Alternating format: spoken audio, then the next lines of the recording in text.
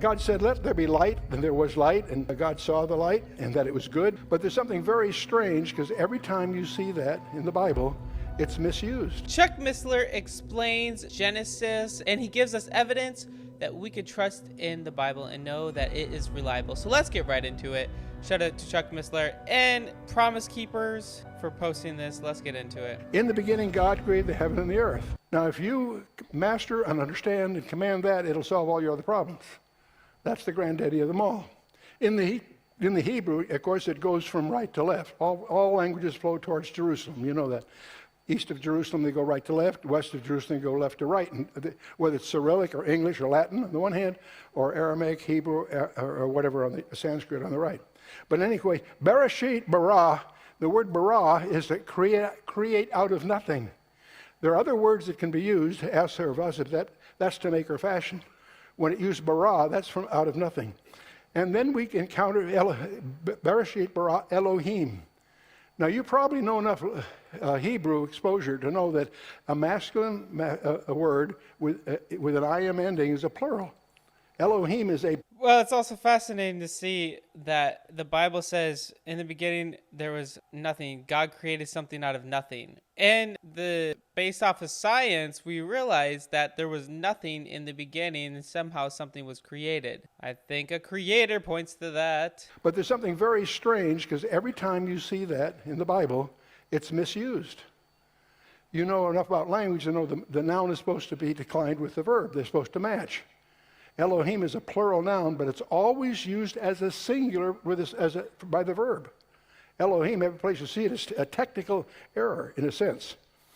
Elohim is a plural noun. What you also need to know about Hebrew is that a plural is not two, it's three. They have a single, a dual, and a plural. But let's move on and take a look at Genesis 1, because that's really the subject here. God said, let there be light, and there was light, and God saw the light, and that it was good. God divided the light from the darkness, and God called the light day, and the darkness he called night. And the evening and the morning were day one. And now, the word evening, that's translated evening, comes from the word erev. That came to mean eve, but that wasn't the original concept behind it. And the other word is boker, which is, now they use it for morning. Why do they do that? Because neither of these, by the way, will show up on day 7. Did it not have an evening and morning? Of course it did. Mm-hmm. But what the words are focusing is on a prior, more pervasive meaning. Let's take a look at an entropy profile of the universe. I'm putting entropy at the bottom of the chart and order at the top. In other words, entropy is the maximum at the bottom, and order is maximum at the top. Are you with me so far? Okay. Day 1, we have erev and boker, which is a reduction of entropy or an increase in order. Okay. Erev means disorder or obscurity, and at night things are dark and obscure. And that word also becomes meaning for night, but it's a pun, but it's the prior meaning is erev. Boker is discernible order. We're going from disorder to order, going from erev to boker. And that comes to mean morning and evening, but that is a pun, if you will, of a deeper meaning, if I may. Now, on that first day, God makes his first direct quote in the Bible, let light be. And let's take a look at, as we study the very nature of light. Boy, we could spend a whole hour talking about that. But most of you realize that every particle has an antiparticle, and when an antiparticle hits a positive particle, they annihilate each other and give off a photon, give off light. And Richard Feynman will tell you a reversal of light, that particle is that same particle in a time reversal. But another way of saying that is if I reverse the entropy, that shows how light can create a symmetrical set of particles out of nothing. And that's the mechanism we find in day 1. But let's move to day 2. From erev to boker, there's another step of creation, and that's... This is fascinating. Him showing some reasonings for how things were created by God is so cool. I think Chuck Missler just does such an amazing service to so many people. I think he was an engineer before he even went into biblical studies and started, traveling around the world teaching. So this is crazy. There's another step of creation, and that's creating the atoms and the molecules. Let's talk about an atom, because this is a grasp you really need to get. We've all in school made little diagrams, and I'm using hydrogen, one of the simple ones. We have a nucleus and an electron going around it. This is not the scale, but I'm going to try to communicate the scale to you if I can. We know that the atom is about 10 to the minus 8 centimeters in size. The nucleus is about 10 to the minus 13. The numbers aren't important, but the ratio is. What we're saying here is that it takes 100,000 that distance to make the orbit of the electron. 100,000. The ratio between the two is 10 to the fifth, 100,000. Well, if that's the linear distance, the area would be that squared, right? The volume would be that number cubed. You with me so far? How many follow that? Okay, good, great. You need talking to men. Women usually aren't with me here. Okay. So that's Wow. the 10 to the 15th number is a staggering number. And I remember I was on a board with Dr. Teller, and they were using a 10 to the 15th number, and I said, wow, that's more than there are seconds in 30 million years. And they looked at me shocked. They use those numbers, but they didn't have a personal grasp of what they mean. See, 10 to the 15th is the same ratio as 1 second has to 30 million years. See, when I say it that way, you get a feeling for what 10 to the 15th is. If I say this podium is solid, and you'd say, no, Chuck, there's nothing here, you're more right than I am by a ratio of 1 second to 30 million years. This is an electrical simulation. It feels solid because the molecules of my hand are colliding with the molecules of the... So it feels solid. That's an electrical illusion. It's a virtual thing. Wow. We're all electrical illusion. Never thought Chuck Missler would say that. But I get what he's saying for sure, based off of science. That's wild. I'm going to get into that, believe it or not. So Pastor Zeebets. We're learning the properties. Space is not empty. It has permittivity. It has permeability. As any radio ham will tell you, it has intrinsic impedance. When you tune an antenna for transmission, you're trying to match the impedance to the impedance of space. Velocity of light, of course, has been slowing down. That's a whole other story. But the zero-point energy, most physicists will tell you that's just a mathematical concept. No, there's a surprise coming. They've now discovered that the zero-point energy is measurable, it's staggering, and it's revising our whole perception of subatomic particles. So that it happens as you get into that and really understand the fabric space. The arguments fall into our lap as creationists, by the way, and I won't go into all the details there. I'll just highlight that you be aware of this as you hear talked about. If the temperature of an empty container is lowered to absolute zero, there remains a residual amount of thermal energy that cannot by any means be removed. It's called the zero-point energy. A vacuum is now known to be a vast reservoir of seething energy of which particles being formed and annihilated constantly. Why does the electron in an atom not radiate itself out and collapse? Why doesn't that happen? Because it's made up by the zero-point energy replaces it. And that's why they continue. That's exactly what Paul tells you in 1 Colossians 1, by the way.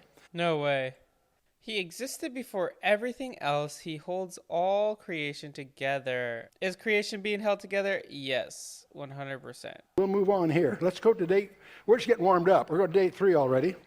And there we have the land and the oceans and so forth.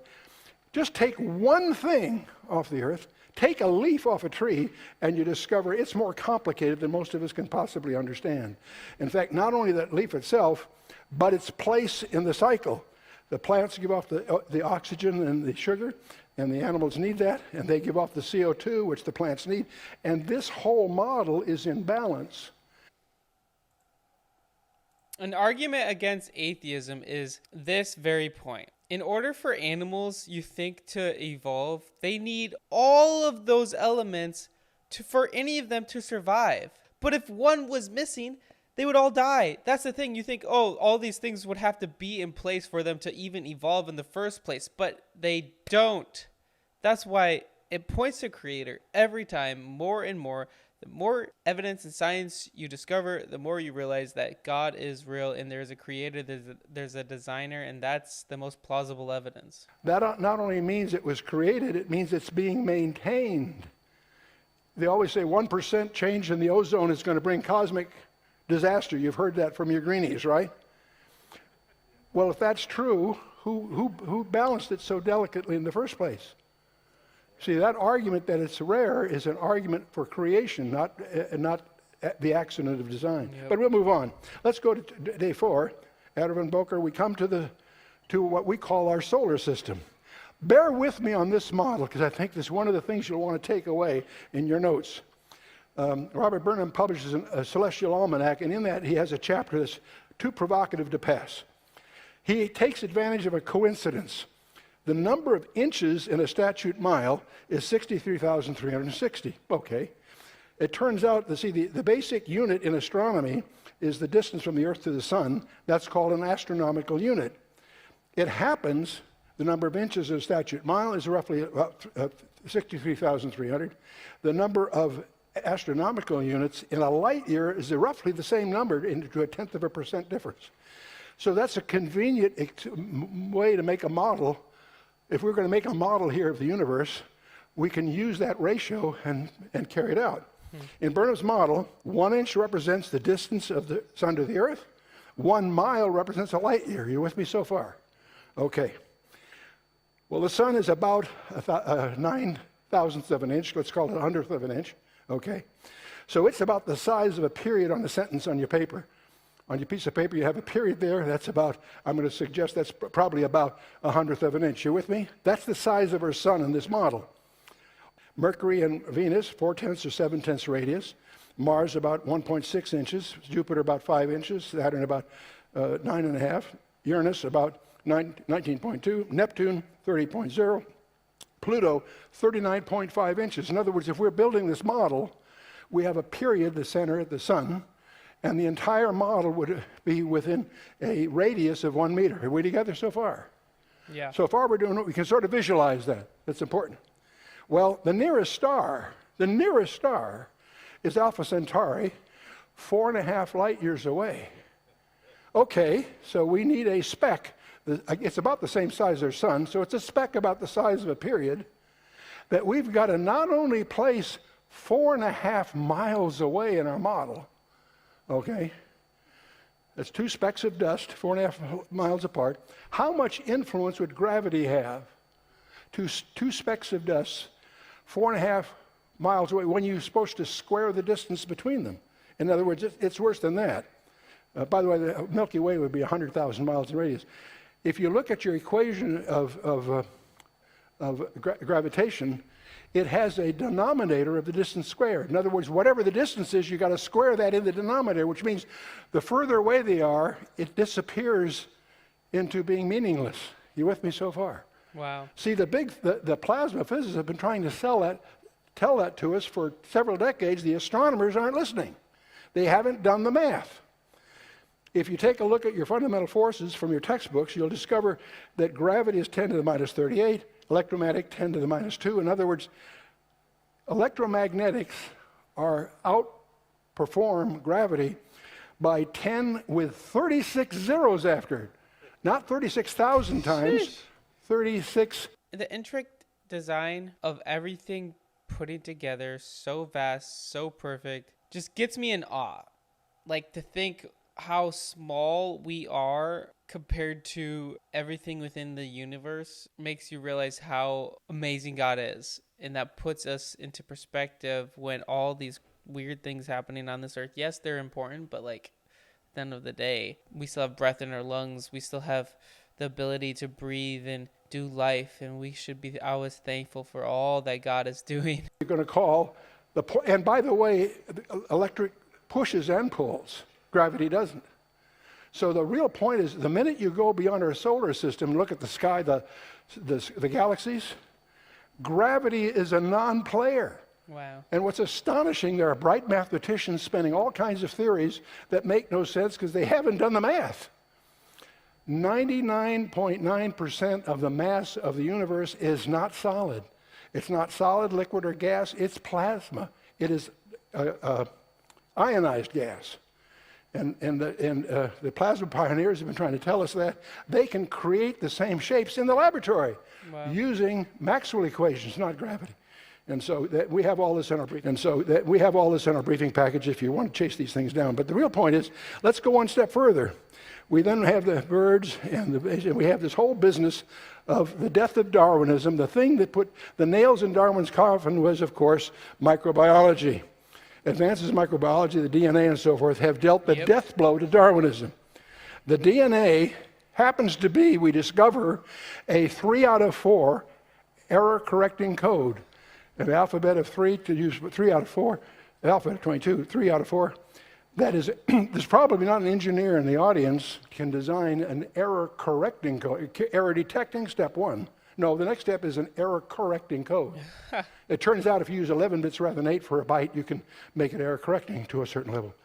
We've now discovered, recently there's articles, they've discovered that the code in the DNA has a code within the code. Wow. Because there's common codes that do the same thing, but not quite the same thing. And they take a little longer because it changes the three-dimensional shape, and there's more coding that they're discovering. There's a whole other level of coding to it. Darwinism cannot explain the origin of life because it cannot explain the origin of information. That's the corker. Irreducible complexity that Michael B. introduces definitely just renders chance or randomness it refutes that as a possible designer. And you can get into that on your own. But let's take 6. You've always heard the 6 is the number of man. How many have heard that? Biblically. Well, it's a little more than that. We go on the 6th day, and I'm going to use Da Vinci's Vitruvian Man as a symbol of man and his reach, if you will. 6 is the number of man we hear. It turns out, I read this and I didn't believe it. I thought it was some Christian contrivance. I checked it out. It turns out to be true. A cellular level, an intact human immune system will virtually always recognize and reject a non-human transplant as foreign. How? The underlying characteristic, what's the underlying characteristic of humanity? On virtually every nucleated cell in a person are small markers, lipoproteins to be precise, called antigens. Their official designation is the histocompatibility antigen or human leukocyte antigen. HLA is the common thing. And it turns out certain antigens are the same in every human and are only found in humans, although given individuals may have different arrangements and collections of these molecules. That's what makes it's important in blood transfusions and other things. The irony is that every person, on virtually every cell in that person, this marker mankind's product, and it's a product of one certain chromosome. It's chromosomes. I used to think that was a contrivance. No, it turns out that's the locus of the genes that encode humans. Man was created on the 6th day. Everything goes hand in hand. There's biblical codes, there's biblical writings, fascinating stuff all over the Bible. And Chuck Missler does an amazing job explaining it. On the surface of the cells and so forth. And so it has many other functions, but it resides on number 6. I thought that was interesting. But the interesting, provocative thing, when you get to day 7, we know that the creation stopped, right? How many knew that God rested on the 7th day? Okay, not on Sunday. That's sad. That's Shabbat, by the way. But let's move on here. Okay. What's interesting is there's no Erev and Boker on that day. That's a tip-off that those words had more original. They're used as puns for evening and morning daily, and that's why the Hebrew calendar starts in the evening, ends in the morning because of that patterning. But that's not what the words originally meant. In fact, when we go through Genesis and our commentary, we have a full lecture series on each day. On day 1, we get into the paradoxical nature of light itself, the gap between the first 2 verses and that sort of thing. On the 2nd day, we get into the fabric of space, hypertension, quantum physics, and so on. On the 3rd day, we get into life vegetation, that's the origin of life, thermodynamics and entropy, and molecular chemistry. On the 4th day, we get into the nuclear hypothesis myth. What you're taught in college about the story of the origin is provably not true, but it's still taught in college for some weird reason. The anthropic principle and astrobiology is a science without any evidence. The frustration of astrobiology is there is no life anywhere off the Earth, so trying to study evidence of that is a waste of time because they can't find any. They've been looking for it. But anyway, we move on. We call evolution, you really mean biogenesis, but we get into that on the 5th day, of course, for a lot of reasons. And then we get into the fallacies and frauds of Chick's day and all that. And then, of course, the seventh day is a provocative thing because that when God enforces a repose on the universe, he makes the laws firm. So there's another thing I want to highlight, and I'm going to draw for this on the Scientific American articles recently. So absolutely fascinating stuff. I would love to know what you guys think about God's creation. And Chuck Missler did something super cool. I've never seen someone outline each day like that example. So very, very fascinating. Shout out to Chuck Missler, and thank you so much for all the stuff that he has done. And I'm blessed to be able to watch and learn from him. Anyway, guys, thank you so much for watching. In the description below, you can click a link to help you to decide to follow Jesus for the first time. I encourage you to do that today. It will be the best decision you could ever make.